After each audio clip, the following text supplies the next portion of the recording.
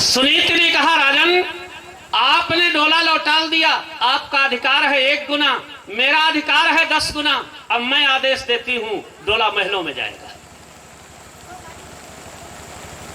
Car वापस हो गए और जिस समय महारानी सुरुच जी उतरने लगी ना, देखिए भारत की नारी का चरित्र। सुनीत ने हाथ जोड़ करके अपने हाथों से अपना मुकुट उतारा और कहा, बहन ये संभालो ताज, आओ बहना घर को देखो, मेरा अब नहीं सहारा है, अब मैं रानी नहीं टहलनी हूं, अंतिम आदेश हमारा है। आज से मैं तुम्हारे चरणों की सेविका बन गई, तुम यहां की आज से महारानी हो गई। यह है भारत की नारी का चरित्र। आर्यावर्त की नारी के चरित्र में 2 ही तो खूबियां हैं, त्याग और ममता। और यदि ये नहीं है तो फिर वो भारत की नारी नहीं, अनारी। कितना बड़ा त्याग किया सुनीत ने।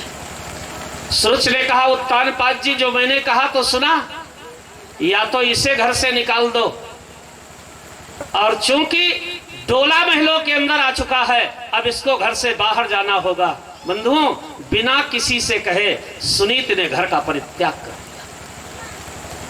जंगल में जाकर के पत्ते और घास फूस की एक कुटिया बनाया और वहीं पर जाकर के निवास करने लगी। इधर महाराज उत्तानपाद सुरुच के साथ महलों में रहने लगे। समय और संयोग देखो, कहते हैं ना, तपस्या में वो शक्ति होती है कि जो असंभव हो वो भी संभव हो जाता है। आज महारानी सुनीत की तपस्या का फल क्या मिला। एक दिन राजा शिकार खेल करके थोड़ा विलंब से लौटे, महलों के द्वार बंद थे। अचानक उन्हें महारानी सुनीत की याद आ गई। वो उसी झोपड़ी में पहुंच गए और वो रात ही उनके दुनिया की महारात बनी। और उसी रात के संयोग से महारानी सुनीत के यहां एक पुत्र का जन्म हो गया। तप आधार सब सृष्टि भवानी। तपस्या से सब कुछ हो सकता है, असंभव भी संभव होता है। ठीक 6 महीने बाद महारानी सुरुच के यहां भी एक पुत्र पैदा हुआ। उत्तम नाम सुरुच सुत जायो और ध्रुव सुनीत के वेदन गायो। महारानी सुनीत के पुत्र हुए ध्रुव, महारानी सुरुच के पुत्र हुए उत्तम। महाराज उत्तानपाद अक्सर मन ही मन कहा करते थे, सुनीति तेरी तपस्या के कारण आज एक नहीं, मेरे सिंहासन पर बैठने वाले 2 उत्तराधिकारी प्राप्त हो गए। बोलो सच्चिदानंद भगवान की जय। आज महारानी सुनीत के भी गोद में एक बालक खेल रहा है और महारानी सुरुच की भी गोद में। देखो प्रभु की लीला। एक उत्तराधिकारी के लिए 12,000 वर्ष तक तड़पती रही सुनीति, और आज परमात्मा ने दिया तो एक नहीं 2 उत्तराधिकारी।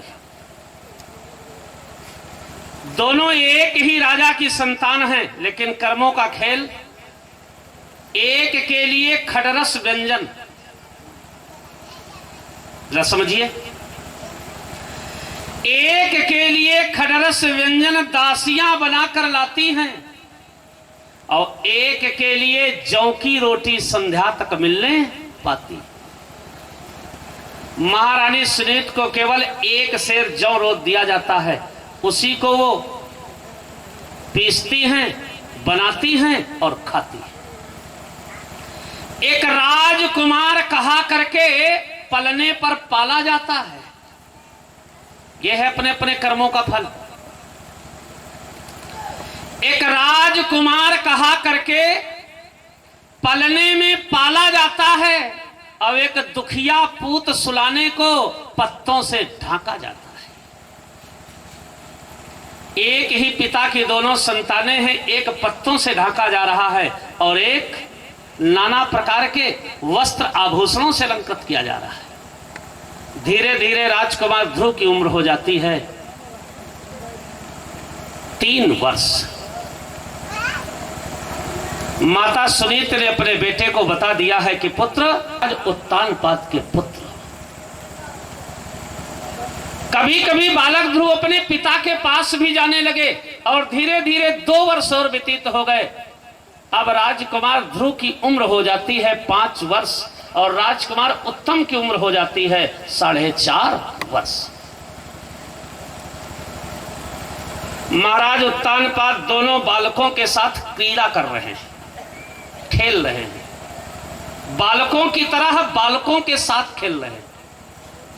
कभी अपना मुकुट उतार करके ध्रुव के मत्थे पर बांध देते हैं और सिंहासन पर बिठाकर दूर खड़े होकर कहते हैं, जब ये मेरा बेटा राजा बनेगा कैसा लगेगा।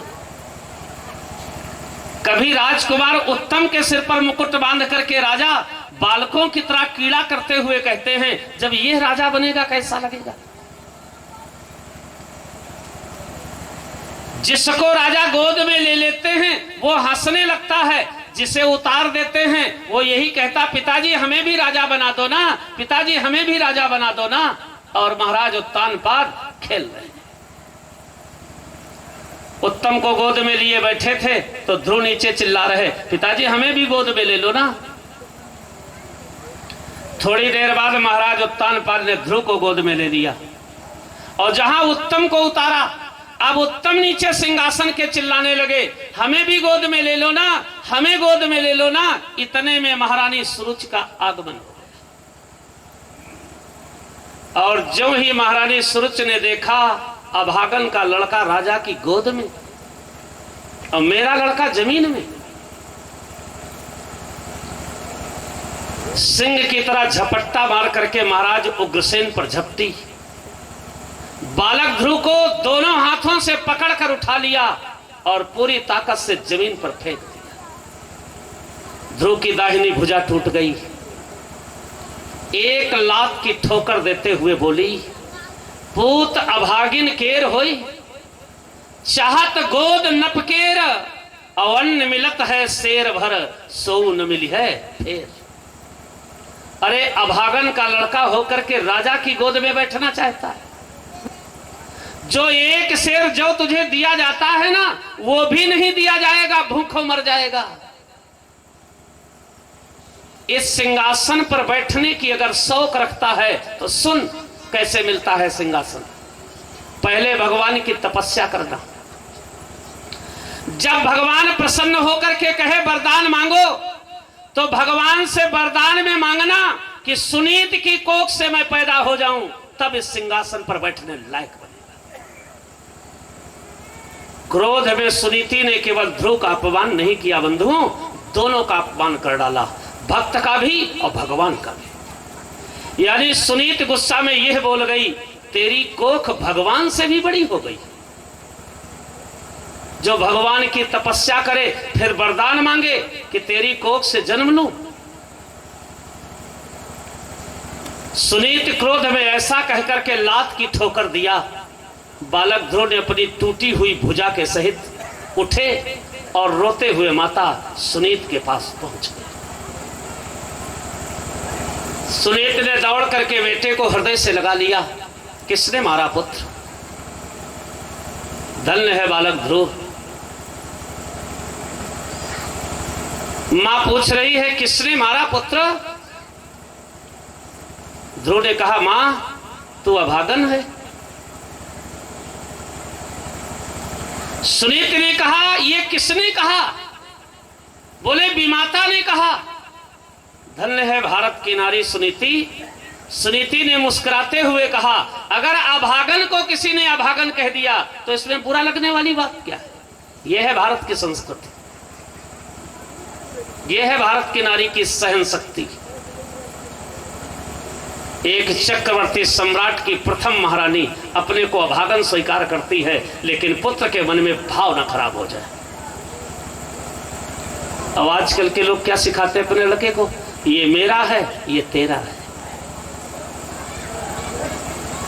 पहले जब छोटे छोटे होते हैं ना तो कहते हैं, माँ कहती है जाओ पापा के एक तमाचा मार दो, और जब बड़े होकर पनैया उतारते हैं तो कहते हैं गुरुजी हमारा लड़का नालायक निकल गया। सिखाया तो तुमने है मारना,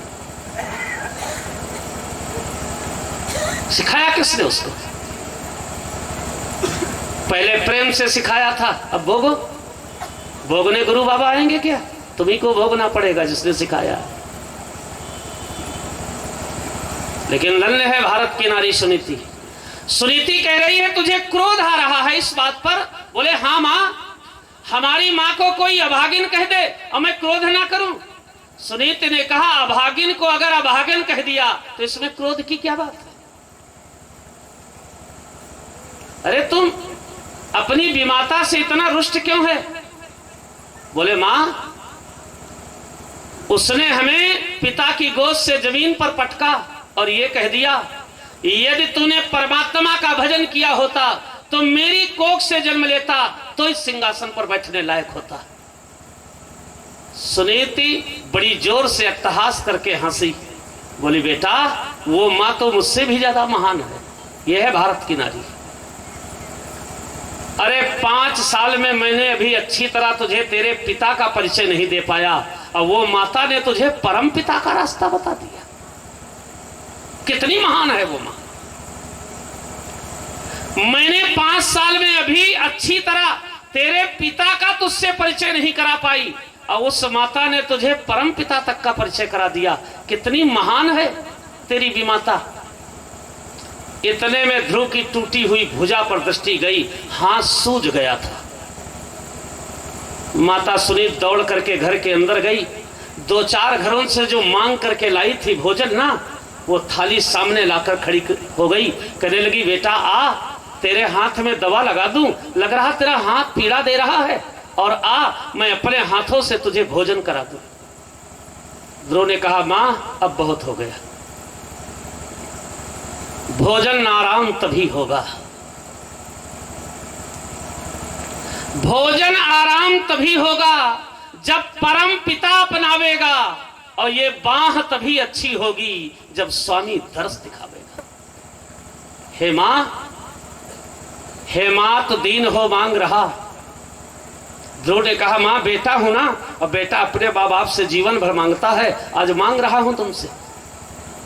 हे मां तो दीन हो मांग रहा, भोजन दे और न दवाई दे, जिस तरह सत्य का ज्ञान दिया मैया एक बार विदाई दे। बालक ध्रुव ने कहा मां अब न तो भोजन की जरूरत है न दवा की, अब केवल एक चीज दे दे, प्रसन्न मन से कह दे पुत्र मैं तुझे विदाई देती हूं, मैं चल रहा। सुनीत ने कहा कहां जाओगे? बोले परम पिता की तपस्या करके मां की गोद कोख से जन्म लेकर पिता की गोद में बैठूंगा। सुनीत ने कहा बेटा थोड़ा सुनीत बता नहीं पाई। सुनीत कह रही थोड़ा विमाता बता नहीं पाई, वो मैं बताए दे रही हूं। बोले क्या? बोले परमात्मा की तपस्या करने से पिता की गोद नहीं मिलती, अगर तपस्या अच्छी तरह हो जाए तो परम पिता की भी गोद मिल सकती है। जहां इतना कहा बालक ने झपट कर अपनी टूटी हुई भुजा से अपने मां के चरणों को छुआ और चल दिए। बंधुओं मैं आपको भागवत के माध्यम से बताऊं, हर मां का बेटा धनवान हो सकता है, हर मां का बेटा भाग्यवान हो सकता है, हर मां का बेटा ऐश्वर्यवान हो सकता है, लेकिन उन माताओं का हृदय अलग होता है जिनके लाल तपस्या करते हैं। हर मां का बेटा तपस्वी नहीं हो सकता। बड़ी भाग्यवान होती हैं माताएं जिनकी कोख से तपस्वी सपूत पैदा होते हैं। कैसा होता है उनका हृदय, देखो जरा, भागवत में एक झलक दिया है व्यास जी ने। जिस समय बालक ध्रुव तपस्या करने के लिए चले, माता सुनीति आकर के आगे खड़ी हो गई और कहने लगी बेटा उम्र छोटी है अभी ना जाओ, जरा ध्यान देना शब्दों पे। ध्रुव ने कहा मां मैं रुकने वाला नहीं। तो सुनीत ने हाथ उठाकर कहा बेटा तो फिर एक बात सुन, यदि तपस्या करने जा रहा है तो अब जा, यदि परमात्मा की गोद मिल जाए तो लौट करके आ जाना, नहीं अभागे वही अपनी आत्महत्या कर लेना, वापस मुंह ना दिखाना। इन माताओं के लाल तपस्या करते हैं। ऐसा होता है उन माताओं का हृदय जिनके सपूत तपस्या करते हैं। सुनीत ने कहा यदि परमात्मा की तपस्या करने जा रहे हो पुत्र तो जाओ, अभी मैं रोक रही हूं, ना जाओ, छोटे हो, और अगर जा ही रहे हो तो जाओ।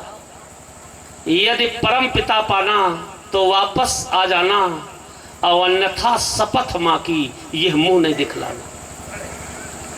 परमात्मा को बिना मिले लौट करके मुझे मुंह ना दिखा देना, वहीं जाकर के प्राण दे देना, ताकि मैं किसी से ना कह सकूं कि मैंने अपनी कोख से ऐसे पुत्र को जन्म दिया है जो जाने के बाद वापस लौट आया। जहां माता सुनीत ने इतना कहा, बालक ध्रुव ने तुरंत मैया के चरणों में प्रणाम किया और तपस्या करने के लिए चल दिए। श्रीमन नारायण नारायण नारायण श्रीमन नारायण नारायण नारायण। बालक ध्रुव झपट कर अपनी मां के चरणों में प्रणाम किया, बोले बस मां वचन देता हूं, अब लौट कर ये मुखमंडल तभी दिखाऊंगा यदि परमात्मा मिल गया तो। चल दिए। 5 साल का बालक आज तपस्या करने जा रहा है। आज अगर किसी से कह दो भैया माला जपो, बोले गुरुजी ये बूढ़ों का काम है, पहले खूब मन की कर ले, उम्र की चौथी अवस्था में देखा जाएगा। यानी जब तक घर के लायक हो, बेटों के लायक हो, पत्नी के लायक हो, पुत्रों के लायक हो, तब तक भगवान की पूजा नहीं करोगे। जब सब नालायक घोषित कर देंगे तब भगवान के लायक रहोगे। जब सब नालायक सिद्ध कर देंगे, अब हमारे लायक नहीं रहे, तब भगवान के लायक बनोगे। तब भगवान भी कह देगा किसी के लायक नहीं रहे तो चलो यहां से भी नालायक घूमो जाके। देखा पुत्र और स्त्री धन उसमें मन मत वाला है, अब भूल गया इस जग में आकर कोई देखने वाला है। बाल्यकाल माता व पिता का गोदी प्यार सुहाया है, युवा हुए सूरत के लोभी मन मदांध हो आया है। दिल ही दिल दिलबाग हो रहे, दिल का ढंग निराला है, भूल गया इस जग में आकर कोई देखने वाला है। दुर्बल तन मन शिथिल हो रहा, आ गया बुढ़ापा, शिथिल इंद्रियां हो जाती, अब बुद्धि भ्रष्ट व ज्ञान सृष्टि, सारी ही क्रियाएं सो जाती। अब तब क्या मूर्ख, तब क्या भजन करेगा मूर्ख, जब न तेल बस है बाती। तब क्या भजन करेगा मूर्ख, जब न तेल बस है बाती। अब बाल व्यास कर भजन जवानी, नहीं व्यर्थ पछतावा है, भूल गया इस जग में आकर कोई देखने वाला। भजन की उम्र जो सही पूछो तो युवावस्था है। आज शंकराचार्य जी ने लिखा है, मनुष्य की जवानी गंगा का प्रचंड वेग है, हिमालय भी सामने आएगा तो चूर चूर हो जाएगा। या इसे ऐसे समझ लो, पाइप से पानी छत में चढ़ाना है और जब मोटर बंद हो गई तो पानी चढ़ेगा छत में? नहीं चढ़ेगा। भजन भी वृद्धावस्था में नहीं हो रहा, बूढ़े हो जाओगे, दांत टूट जाएंगे, सुनाई पड़ेगा नहीं, जबरदस्ती माला लेके बैठोगे, कहोगे रक्ष रक्ष महाकाली, मुंह से निकलेगा भच्छ भच्छ महाकाली, है ना? तब क्या भजन करोगे जब वाणी साथ नहीं देगी, श्रवणेन्द्रियां साथ नहीं देंगी, तब कहीं भजन होगा? भजन तो जवानी में होता है। बालक ध्रुव चल दिए। थोड़ा ही चले होंगे कि अचानक नारायण नारायण कहते हुए देवर्ष नारद आ गए। जो भगवान कपिल ने आज एक वाक्य कहा था माता देवहूति से, वो शब्द याद कर लो कि भागवत का शब्द बिल्कुल सही है कि गलत। आजकल कुछ लोग कहते हैं गुरुजी हम 10 साल से गुरु ढूंढ रहे। क्या मूर्ख बना रहे हो दूसरे को? जीव की ताकत है गुरु को ढूंढ लेगा, बूंद की ताकत है समुद्र को ढूंढ लेगा, नासवान की ताकत है अविनाशी को ढूंढ लेगा। गुरु स्वयं अपने शिष्य को खोजता है, शिष्य कभी भी गुरु को नहीं खोज सकता। गुरु ब्रह्म है, ब्रह्म जीव को खोज सकता है, भला जीव ब्रह्म को खोज लेगा? देखिए यहां कौन किसको खोज रहा है। नारद जी केवल जरा सा, आज के समझाने की भाषा में कहूं, लगभग आधा किलोमीटर चल पाए। ये भागवत में लिखा नहीं, मैं समझा रहा हूं। ये नहीं लिखा कितने किलोमीटर गए। अचानक नारायण नारायण कहते हुए नारद जी आ गए। नारद को देखते ही बालक ध्रुव ने चरणों में प्रणाम किया। नारद ने कहा कहां जा रहे हो? बोले भगवान की तपस्या करने। बोले कहां तपस्या करोगे? बोले मां से ये नहीं पूछा। रस समझिए, मां से ये नहीं पूछा। नारद ने कहा तो अभी पूछा। बालक ध्रुव चल दिए वापस। अब बंधुओं 4 कदम चलने के बाद खड़े होकर रोने लगे। नारद ने कहा क्यों नहीं जा रहे हो? बोले मां के सामने तभी जाऊंगा जब परमात्मा की गोद मिल जाएगी, नहीं तो ये मुंह नहीं दिखाऊंगा। जहां इतना कहा ध्रुव ने दौड़कर नारद ने अपनी गोद में उठा लिया। बोले हमें ऐसे ही शिष्य की जरूरत है। अब बताओ, गुरु ने चेला खोजा कि चेला गुरु को खोजता है? अब मूर्खता बल लोग कहते गुरु जी हम 10 साल से खोज रहे, कोई अच्छा गुरु नहीं मिल रहा। फिर धंधे गिर मिलेगा, गुरु नहीं मिलेगा। गुरु स्वयं अपने शिष्य को खोजता है। व्यापारी मिल सकता है, लोभी गुरु स्वार्थी चेला हो नरक मा ठेलम ठेला है। फिर तो यही होता है। गुरु को दिखाई नहीं पड़ रहा हम शिष्य के साथ क्या कर रहे हैं, और शिष्य को सुनाई नहीं पड़ रहा कि गुरु बाबा क्या बक रहे हैं। मैं नहीं कहता गुरु शिष्य अंध बधिर कर लेखा, और एक न सुने एक नहीं देखा। एक अंधा है दिखता नहीं है, और दूसरा बहरा है उसे सुनना भी नहीं गुरु बाबा क्या बक रहे। बढ़िया जोड़ा मिल जाता है। देवर्षि नारद ने 5 साल के बालक को उठा लिया अपनी गोद में और कहने लगे पुत्र वनम वृंदावनम धामम। जिस वृंदावन धाम में मैंने तपस्या करके नारायण का दर्शन पाया था, जाओ उसी वृंदावन धाम में तू भी नारायण की कृपा पाएगा। ये गुरुदेव का आशीर्वाद है। और बंधुओं देवर्षि नारद के गुरुदेव के बताए हुए मंत्र 12 अक्षर मंत्र पुनि दयो सहित अनुराग, 12 अक्षर का मंत्र प्रदान कर दिया देवर्षि नारद ने। बोले जाओ इस मंत्र को जपो, और क्रिया बता दिया कैसे करना। बालक ध्रुव की प्रारंभ हुई तपस्या। देखो सर्वोच्च स्थान और सबसे कम तपस्या। खटवांग को छोड़ करके भागवत के लगभग 7000 भक्तों की कथा में कोई भक्त ऐसा नहीं है जिसने ध्रुव से कम तपस्या की हो। केवल एक राजा को छोड़कर, राजा खटवांग, ये 2.5 घड़ी में ही भगवान को पा गए, 2 घंटे में। बाकी सबसे कम तपस्या ध्रुव करेंगे और सर्वोच्च स्थान ध्रुव को मिला। गुरु सामर्थ्यवान है ना। पावर मंत्र में नहीं होता, मंत्र देने वाले में होता है। मंत्र तो वही है चाहे जहां लिखा पा जाओ। किसने उसने अपने कितने पावर से दिया है, निष्ठा यहां पर है। मंत्र दृष्टा उसने कितना रगड़ा है। देवर्षि नारद ने मंत्र दिया, क्रिया समझा दिया। ध्रुव की तपस्या प्रारंभ। पहले महीने दोनों बार अन्न, 12 घंटे तपस्या। दूसरे महीने एक बार अन्न, 18 घंटे तपस्या। तीसरे महीने केवल फलाहार, 20 घंटा तपस्या। चौथे महीने केवल जल और बेलपत्र, 22 घंटे तपस्या। 5वें महीने केवल जल, 23.5 घंटे तपस्या। 6वें महीने केवल वायु हवा, 24 घंटे तपस्या। और जहां 6वां महीना पूरा हुआ, ध्रुव ने कहा दीनानाथ अब अंतिम सांस ले रहा हूं, हवा का भी परित्याग करता।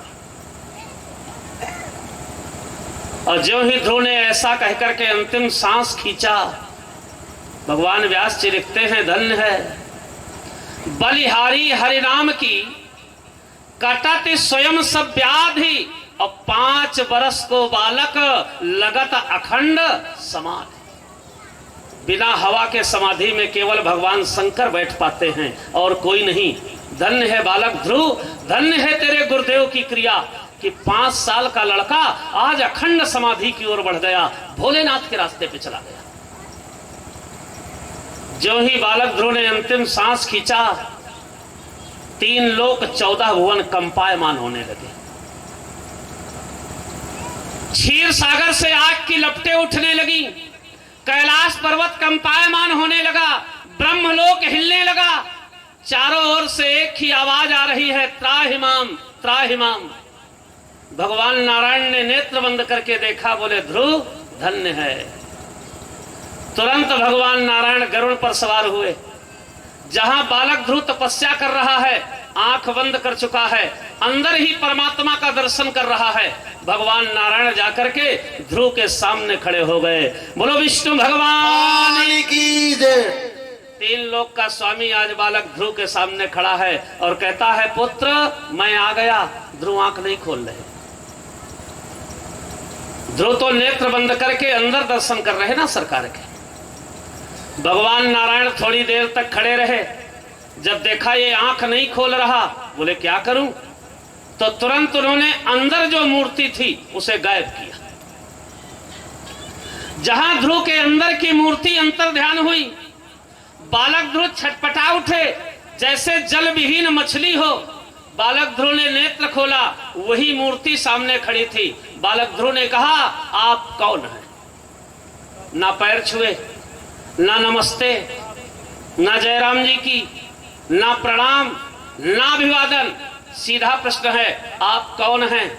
नारायण ने कहा, मैं भी क्लियर नहीं जानता हूं कि मैं कौन हूं। ये बात सही है। कोई कहता 2 भुज मेरे, कोई भुज 4 बताता है, कोई सहस्त्रभुज कहता है, कोई बिन भुजा बताता है, कोई पंचमुखी, कोई एकमुखी, कोई सहस्रमुखी, कोई शरीर नहीं। अब प्यारे बेटा क्या बतलाऊं, है कौन झूठ और कौन सही? कोई एक परिभाषा होती तो मैं बता देता मैं कौन हूं। मेरी तो परिभाषाएं ही अखंड हैं। ध्रुव ने कहा, आप झूठ बोल रहे हैं। जरा समझिए कथा। ध्रुव ने कहा, आप झूठ बोल रहे हैं। जो आपने परिभाषा बताया है ना, ये परिभाषा मेरे परमात्मा की है। अब आप परमात्मा नहीं है। भगवान ने कहा, ये कैसे जान गया कि मैं फर्जी हूं? जरा समझिए कथा। 3 लोक के स्वामी के सामने ध्रुव ने कहा, आप परिभाषा बता रहे हो मेरे भगवान की, लेकिन आप वो नहीं है। भगवान नारायण विचार करने लगे, मुझसे चूक कहां हो रही है? आखिर मैं क्या नहीं समझ पा रहा हूं जो मेरा भक्त मुझे भगवान मानने से इनकार कर रहा है? और बंधुओं, जानते हो ध्रुव ने क्यों कह दिया आप झूठे हैं? ध्रुव जानते थे परमात्मा सबके मन की बात जानता है। अगर ये परमात्मा होता तो क्या न जान जाता कि पिता की गोद से उतारा गया हूं तेरी गोद में बैठने के लिए। तो देखिए भाव, अगर ये मेरा भगवान होता तो जान जाता कि पिता की गोद से पटका गया है ध्रुव, अब मेरी गोद में बैठने आया है। अगर ये बिना बताए जान जाएगा तो मेरा भगवान है, नहीं ये भगवान नहीं है। जहां भगवान विष्णु ने ध्यान किया, चूक कहां हो रही, तुरंत याद आया, दौड़कर ध्रुव को गोद में उठा लिया। और जहां ध्रुव को गोद में उठाया, ध्रुव गोद से कूद गए, दोनों चरणों में लिपट गए, बोले आप दीनानाथ हैं, आप मेरे परमात्मा हैं। रोते हुए ध्रुव ने कहा, पिता की गोद से पटका गया था प्रभु, आपकी गोद पाने के लिए आया हूं। आज बिना बताए तुमने अपनी गोद में लेकर के सिद्ध कर दिया आप मेरे परमात्मा हैं। लेकिन दीनानाथ, 5 वर्ष का अबोध बालक कुछ नहीं जानता है, क्या कहूं?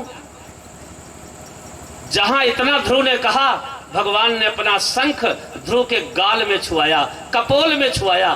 तब तो ध्रुव वेदों की भाषा में भगवान की स्तुति करने लगे। बालक ध्रुव कहता है, हे ब्रह्मांड के रचयिता, है त्रैलोक्य के स्वामी ब्रह्मा और शंकर द्वारा वंदित, हे ब्रह्मांड के एक एक कण में निवास करने वाले परब्रह्म परमात्मा, जिनकी इच्छा के बिना तृण नहीं हिल सकता है, आज वो परमात्मा मुझे गोद में लेकर सिद्ध कर चुका है कि वो मेरा है। जिस समय 12 मंत्रों के द्वारा बालक ध्रुव ने स्तुति की, भगवान नारायण ने कहा, मेरे इन मंत्रों का जो भी पाठ करेगा वो मुझे ध्रुव के समान प्यारा है। बड़े प्यार से भगवान नारायण ने ध्रुव को अपनी गोद पे बिठाकर सिर पर हाथ रखकर कहा, पुत्र मांगो क्या चाहिए, मांगो।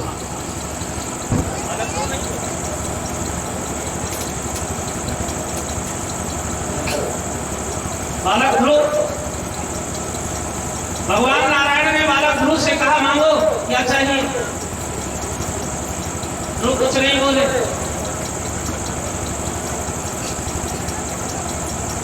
बालक ध्रुव ने कहा, भगवान नारायण के वाक्यों को सुनते ही ध्रुव मौन। दोबारा भगवान नारायण ने फिर कहा, परम ब्रूह, मांगो क्या चाहिए। ध्रुव फिर मौन। तिवारा भगवान नारायण ने कहा, पुत्र बोलते क्यों नहीं हो ध्रुव, मांगो क्या चाहिए। ध्रुव मुस्कुराए, गोद से उतरकर सामने हाथ जोड़कर खड़े हो गए। बोले, दीनानाथ आपने क्या कहा। जरा ध्यान दें ध्रुव की विद्वता और शब्दावली। भगवान का शंख छूने के बाद ध्रुव कितने ज्ञानी हो गए, जरा देखिए शब्द। भगवान नारायण ने तिवारा कहा, पुत्र ध्रुव मांगो क्या चाहिए। उतर करके गोद से ध्रुव सामने खड़े हो गए और हाथ जोड़कर बोले, क्या कहा भगवान, क्या कहा आपने। बोले, मैंने कहा पुत्र मांगो क्या चाहिए। तो ध्रुव ने कहा, पिता की संपत्ति पर पुत्र का अपने आप अधिकार होता है। अब त्रिलोकीनाथ का बेटा हूं इसलिए भीख नहीं मांग रहा। समझ रहे हो विद्वता। मैं किसी मंगता का बेटा नहीं हूं जो आपसे वरदान मांगू। त्रिलोकीनाथ मुझे बेटा कह रहा है और पिता की संपत्ति पर पुत्र का अधिकार होता है। आप त्रिलोकीनाथ हैं और आप मुझे बेटा कहकर पुकार रहे हैं। अब क्या मांगना बाकी रह गया। कोई मंगता का बेटा हूं क्या जो भीख मांगूंगा। त्रिलोकीनाथ का बेटा। जब तीन लोक का स्वामी मुझे बेटा कहकर पुकार चुका है, अब पिता मरे कि संतान मालिक, तो आपके तीनों लोग तो हमारे पहले ही से हैं, है ना। अब क्या मांगना है। नारायण ने कहा, मैंने कह दिया है मांगो तो तुम्हें मांगना पड़ेगा। तो ध्रुव ने कहा, मांग लूंगा लेकिन आप दे नहीं पाओगे। जरा समझिए सब। नारायण ने कहा, कैसी बात कर रहे हो, मांग के तो देखो। तो ध्रुव ने कहा, तो फिर दे दो। अब ध्रुव ने एक वरदान मांगा। क्या मांगा, देखे भगवान व्यास की वाणी। अस्थानाभिलाषी तपस्य स्थितोहम त्वाम प्राप्तवान देव मुनिंद्र गृहम कांचम विचित्रम अपि दिव्य रतनम स्वामीम कृतार्थई बरहम न याचे। ध्रुव ने कहा, केवल एक वरदान मांग रहा हूं, अब दे देना तो बताना। अस्थानाभिलाषी तपस स्थितो हम, पिता की गोद से पटका गया, आपकी गोद में बैठने के लिए आया। त्वाम प्राप्तवान, मैंने आपको पाया। और जब पाया तो पता चला देव मुनिंद्र गई हम, आप तो देवताओं मुनियों के लिए दुर्लभ हैं, ये मैं जाना। कांचम विचित्रम मप दिव्य रतनम, कांच के टुकड़ों से खेलते खेलते आप जैसी पारसमणि मिल गई।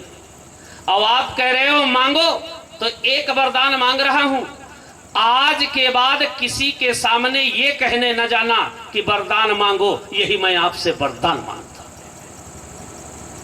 नारायण ने हाथ ऐसे जोड़े हैं, बोले बेटा नहीं दे पाऊंगा। वरदान क्या मांगा ध्रुव ने, आया समझ में। आज के बाद किसी भी भक्त के सामने आप ये नहीं कहेंगे कि वरदान मांगो, यही मैं आपसे वरदान मांगता। भगवान नारायण ने कहा, लो जब मैं रात दिन वरदान दे रहा हूं तब तो लोग पूजा नहीं कर रहे, और अगर पता चल गया कि वरदान देने में बैन लगा है तो कौन मेरी पूजा करेगा। ध्रुव ने कहा, इसीलिए मैं कह रहा हूं कि मैं मांग लूंगा तो आप दे नहीं पाएंगे। नारायण ने साफ कहा है, ध्रुव ये वरदान मैं नहीं दे सकता।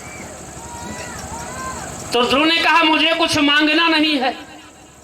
अंत में भगवान नारायण ने कहा, ध्रुव मैं तुम्हें 36,000 वर्ष के लिए भारत का राज्य देता हूं, और 36,000 वर्षों तक राज्य करने के बाद मैंने तुम्हें बेटा कहा है ना।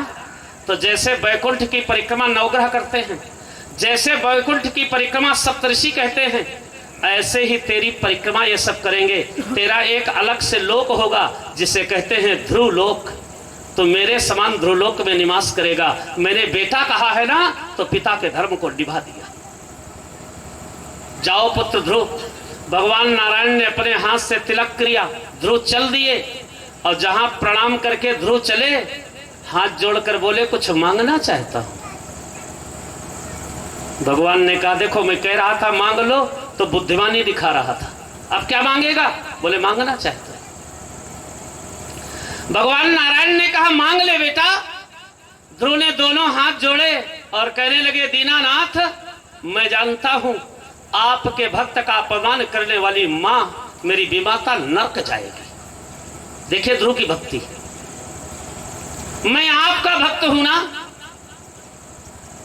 ध्रुव ने कहा मैं आपका भक्त हूं और आपके भक्त का अपमान करने वाला नरक चला जाता है, इसलिए दीनानाथ मैं केवल एक वरदान मांगना चाहता हूं।